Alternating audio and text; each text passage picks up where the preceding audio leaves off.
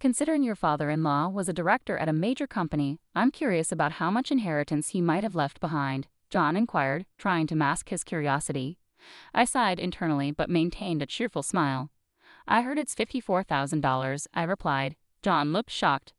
My name is Catherine. John and I have been married for 20 years and our son left for college this year. Life with just the two of us is quiet but manageable. On weekends, John joins his colleagues for football and practices all day. I work part-time and spend my days off gardening or attending yoga with my friends. Even though we do different things, I think we're a typical couple for our age. However, something terrible disrupted our peaceful life as a couple.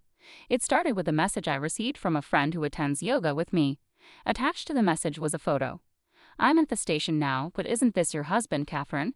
I hesitated, but when I opened the photo, even from a distance I could clearly tell it was John.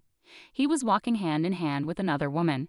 My heart pounded. Could John be cheating? He said he was going for football practice in preparation for tomorrow's match, but was that a lie? I think it's my husband, I replied. My friend responded immediately, What will you do? Do you want to come over? After a moment of hesitation, I replied, No, I'm good. I'll talk to my husband. I closed the phone and sat down on the sofa. I had no motivation to do anything, and the only thought in my head was, what should I do? I could ask John, but I was afraid. What if he really was cheating? Thinking of divorce, especially when I only have a part-time job to support myself, made me think that I couldn't possibly go through all that. If I pretended not to know, I could continue living a peaceful life like before, but the idea of pretending and the ambiguity bothered me deeply. I don't know how long I sat like that, but I was jolted back to reality by the sound of the front door. It was already 7 in the evening. What's wrong? Why haven't you turned on the lights? John asked, surprised, as he turned on the living room lights. Oh, sorry, I fell asleep, I said.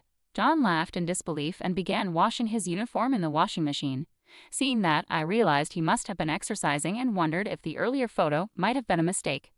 If you're tired, do you want to eat out tonight? John suggested. I nodded eagerly, hoping that spending time together would help ease my uneasy feelings. Did you stop by anywhere else today besides football? I asked. Not really. Why? He responded. Just wondering. You mentioned wanting new shoes recently, so I thought you might have gone shopping for them. Oh, I haven't bought them yet, he said.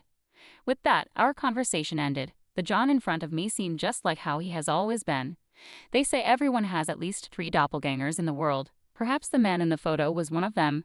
However, once I began to suspect him, it was difficult for me to stop. I often found myself dumping him during his late-night overtimes or sudden overnight business trips. Bad things do happen. One day, on my way home from my part-time job, I stopped by the supermarket to buy ingredients for dinner. My phone rang, and I took it out of my bag, stepping into a less crowded aisle. The name displayed on the screen made me frown. It was my brother's name. Though I occasionally communicated with my sister-in-law during events like our children's school enrollments or graduations, I hadn't spoken to my brother in years. These sudden phone calls from relatives are often not good news. Hello, I answered hesitantly. I answered the call. What I heard from my brother was distressing. Our father's health was worsening. He had suddenly collapsed at work and had been rushed to the hospital. After some detailed exams, the doctors informed him that our father didn't have much time left.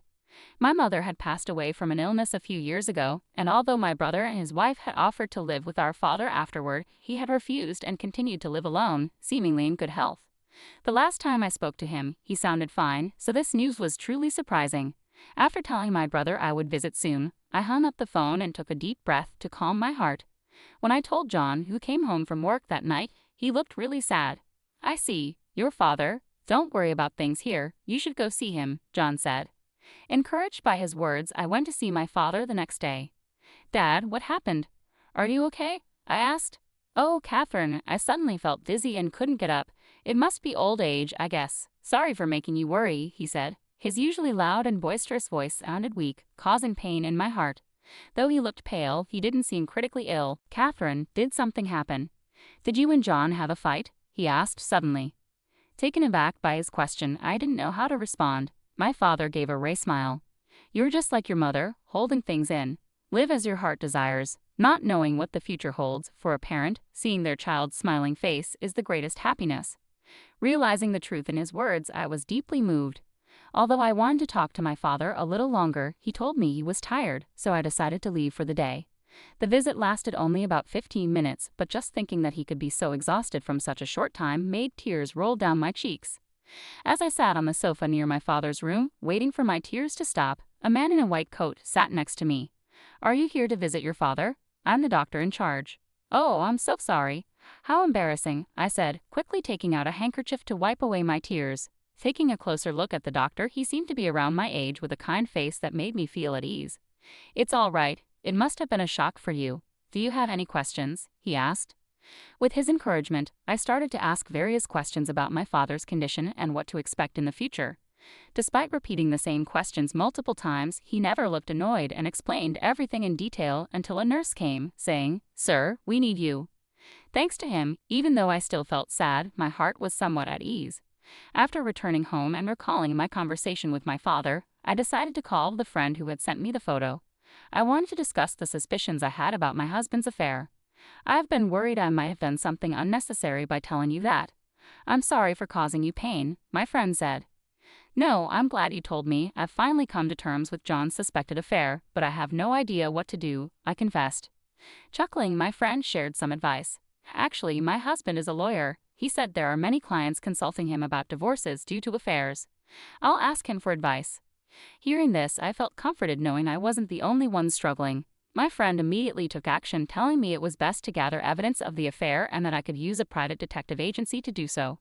She even recommended a few agencies and offered to go with me if I felt anxious, making me realize how invaluable true friends are. From then on, between visiting my father and working part-time, my days were quite busy. At the same time, my husband started saying he was getting busier with work. Overtime and business trips noticeably increased, and his suspicious behavior had me eagerly awaiting the investigation results. 2 weeks later, I finally received the awaited results at the detective agency. The investigator hesitated before speaking. "It's true that he's having an affair." Surprisingly, I accepted the reality without panicking or feeling devastated. In fact, knowing the truth brought a sense of relief, dispelling my previous uneasiness. They showed me numerous photos and explained his activities over the past 2 weeks. There were also audio recordings, and the situation was worse than I had imagined. To begin with, his football games were only once a week, always in the morning for just 2 hours. The other employees always headed home right after the game, as they had families waiting. However, John spent all his remaining time with his mistress. At times, she would even wait for him at a diner near the football court. He deliberately washed his jersey, claiming he used it during the game, to ensure his lie wasn't caught. All his claims of overtime and business trips were fabricated just to spend time with her. The most shocking audio recording revealed him discussing with his mistress about getting a divorce once he inherited his money, predicting my father's passing in a month or so. They had already discussed pre-booking an apartment near the train station. His recent busyness was related to preparing for their new life together, making reservations for furniture and appliances, and even planning a premarital trip next month. All this left me feeling dizzy. The fact that my husband was eagerly waiting for my father to pass away destroyed any remaining love or affection I had for him. My only feeling was the increasing desire to divorce him. I paid a significant amount to the detective agency, took all the data, and decided to leave it with my friend for safekeeping. When I mentioned hiring a lawyer, they immediately agreed and offered to introduce me to someone they knew. However, I had used all my money on the detective agency and was hesitant to touch our shared finances. After some contemplation, I decided to swallow my pride and consult my brother about it. "Why didn't you come to me sooner?" he exclaimed, annoyed. Thankfully, he generously offered to cover the expected legal fees. I had a meeting with a lawyer and discussed my desire to work full-time or as a regular employee at my part-time job.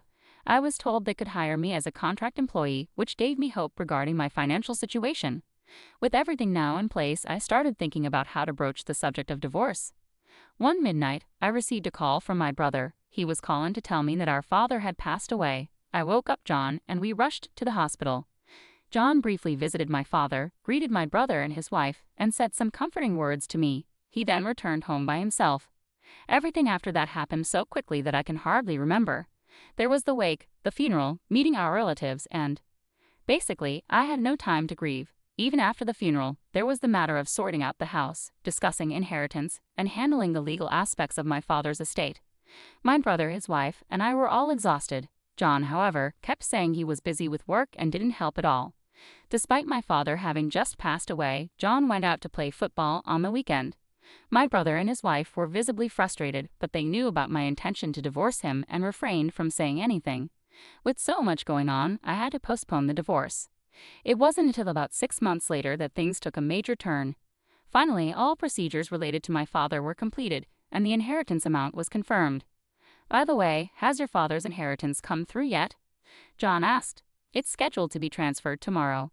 Why do you ask? I replied. Well, your father was a director of a major company. I was just curious about how much inheritance he'd leave behind. John tried to sound casual. I sighed internally but hid my true feelings and just smiled brightly. I heard it's about $54,000. That much? He exclaimed. Yes, Dad must have worked hard to save that much. I just got a call today from the lawyer saying everything's ready. It'll be transferred tomorrow, so maybe we can go out and eat something delicious to celebrate, I said, emphasizing the fact that it would be transferred the next day. John seemed lost in thought. The next day after John had gone to work, I conspicuously placed the bank book on the desk.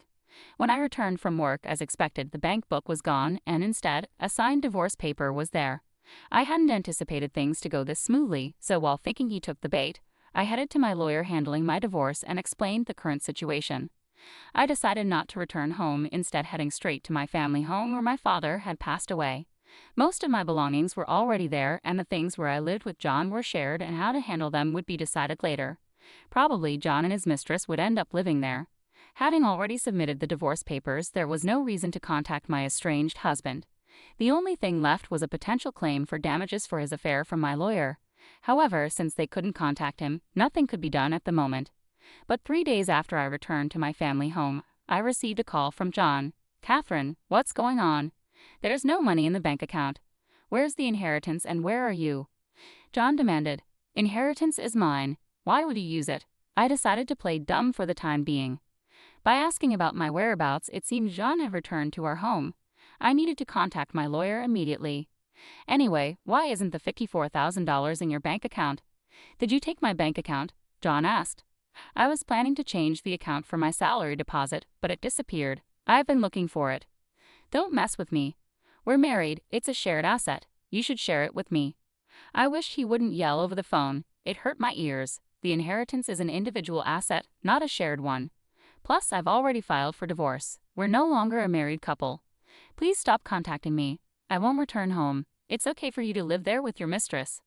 I could hear John catching his breath, but I hung up and immediately relayed his whereabouts to the law firm. That night, I received several calls from John, but I ignored them all and enjoyed a drink by myself. Having endured the suspicions of his affair for almost a year, I deeply appreciated the peacefulness I was experiencing. After a good night's sleep, I checked my phone and was shocked at the sheer volume of missed calls. I assumed my lawyer must have contacted him, causing him to panic. Hesitantly checking the messages, some were aggressive, like, "What do you mean by damages for the affair? If you knew, you should have said so." Others were apologetic. "Catherine, I'm sorry. It was my fault. I want to talk things over." Without replying, I left my phone behind and headed to work. In my bag was a new phone with a number John wouldn't know. This would be my main phone from now on. I had John's personality figured out, so I was well prepared. Later, my lawyer informed me that John insisted on discussing this face-to-face, so I decided it was time for a confrontation. I expected this and felt it was better to settle matters swiftly. I chose a family restaurant with semi-private booths for our discussion to avoid any public attention. As expected, John and his mistress arrived on time. Seeing John after months, he looked somewhat tired. Was it just my imagination? I had seen photos of his mistress, but it was my first time seeing her in person. She had her hair up in a bun and wore casual clothes.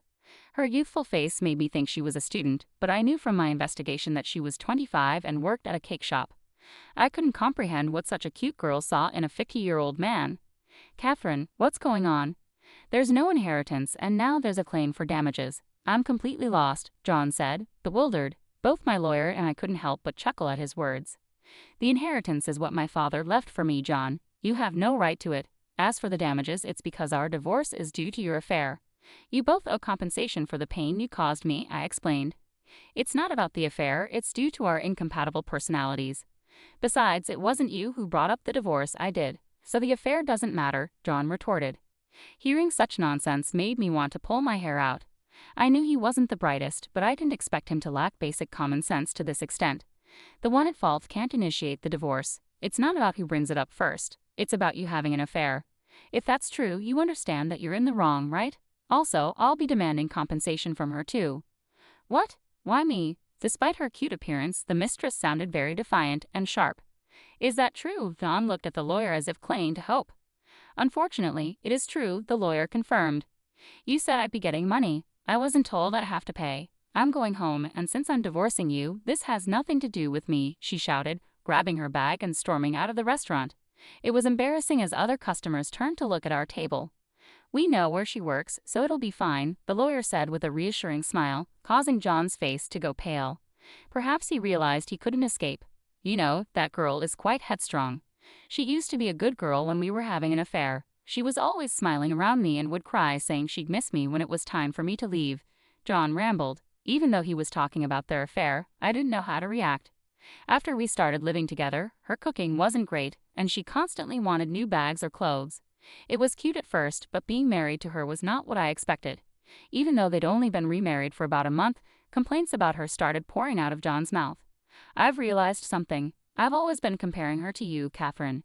You're skilled at housework, great at cooking, and you always waited for me to come home without a single complaint. So would you consider giving us another chance? I was left in disbelief, unable to keep my mouth shut.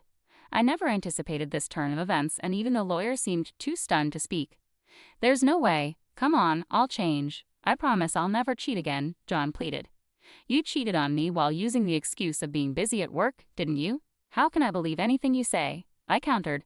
John lowered his head, repeating, I want to start over.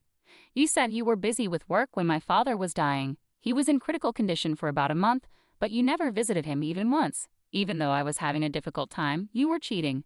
After he passed away, were you just waiting for the inheritance? I noticed our drawer being opened several times where we kept our bank book. You probably planned to leave once the inheritance came in, right? With the divorce papers already filled out? As I listed each fact, John began to tremble. He probably never thought he'd get caught. You had a reservation to buy a nice apartment already, right? But unfortunately, since you didn't get the inheritance, you had to cancel. I assume the old house we lived in must have been unbearable for her, I continued. How do you know? John asked, his voice shaking. I have plenty of evidence. Are you thinking that if we get remarried, you won't have to pay the compensation? With that, John fell silent. I must have struck a nerve. Realizing he was only after my money made me feel sad and disappointed. If there's nothing more to discuss, I'm leaving, I said, standing up. Wait. John grabbed my arm as I tried to leave. Catherine, you're the most important thing to me. Please, I beg you, let's start over. John's eyes were filled with tears. I'll never betray you again, and I'll do all the chores. Please come back to me. Unable to contain his emotions, John began to sob uncontrollably. Come on, don't make a scene. Aren't you and your mistress newlywed? Why don't you two sort things out? Let's just move on with our separate lives. Turns out she's been cheating on me. She seems to have married me for my money. Without money, I'm just an old man. Seeing my ex-husband crumbling to the floor, crying, was undeniably pathetic, but I felt no obligation to comfort him. People had heard our conversation, and it was painfully embarrassing to witness everyone whispering about John. Leaving my crying ex-husband behind, I picked up the bill, and my lawyer and I left. Later, as the two of them adamantly refused to pay compensation, I consulted with John's parents over the phone. Having had little interaction with my rather shy in-laws who lived far away, this was my first call to them since thanking them for attending my father's funeral. To my surprise, I discovered John hadn't told his parents about our divorce or his remarriage to his mistress. This revelation left his parents in shock, with my ex-mother-in-law becoming bedridden from the strain. Give us some time, we're not sure what to do, was their unsure response, making it clear I couldn't rely on them. However, the next day, my father-in-law brought his brother to confront John. His brother, compared to John, was a lively, talkative, and cheerful man. John had often grumbled to me about how intimidating he was during family gatherings. Whatever transpired, his strong-willed brother made John agree to the compensation payment. Then his brother decided John would be taken back to the countryside. Tearfully, my father-in-law informed me of this decision. Since both in-laws were over 80 and had no income, they promised John would work at a factory owned by a relative nearby and pay me the compensation. As for John's mistress, her whereabouts were unknown, but since her workplace was known, they contacted her there. She shouted, "Don't contact my workplace." However, I spoke with a woman claiming to be the manager and was informed of an astonishing fact. It seems that the person John was referring to when he said, "She's cheating on me," was the husband of the store manager, and she was apparently preparing to sue them. I was assured that John's mistress would never escape justice, and true to that word, a few months later, I received the compensation payment. When I visited the cake shop to express my gratitude as expected, the mistress was nowhere in sight. Naturally, she was fired from the cake shop. She had dreams of becoming a pastry chef, but that's now believed to be impossible. Currently, to repay the compensation, she's juggling multiple jobs, and according to the store manager, she can often be seen at a nearby construction site. Out of sheer curiosity, I took a glance and noticed her without makeup, sweaty, and being yelled at by an older man while she worked. Having to pay compensation for the two affairs she must be heaply in debt. I'm not sure how many years it'll take her to repay it, but she got karma for destroying someone's family. When I told my son about the divorce, he was genuinely surprised but said something along the lines of, "It's your life, you should live it as you see fit," which was a relief. My biggest concern had always been how my son would react, and with me approaching 50, I thought there'd be no chance for love or even remarriage. But lately, there's someone I've been interested in. He's the doctor who took care of my father in his final moments. Every time I visited the hospital, we'd end up chatting, and I found him to be very nice and wonderful. After the divorce, during one of my solo trips to the shopping mall, we bumped into each other, and in our conversation, I discovered that he was also divorced. We connected even more over our similar experiences. We've been out for meals a couple of times, and I always feel very comfortable around him. I don't know what the future holds, but I still hope and strive for happiness in my life.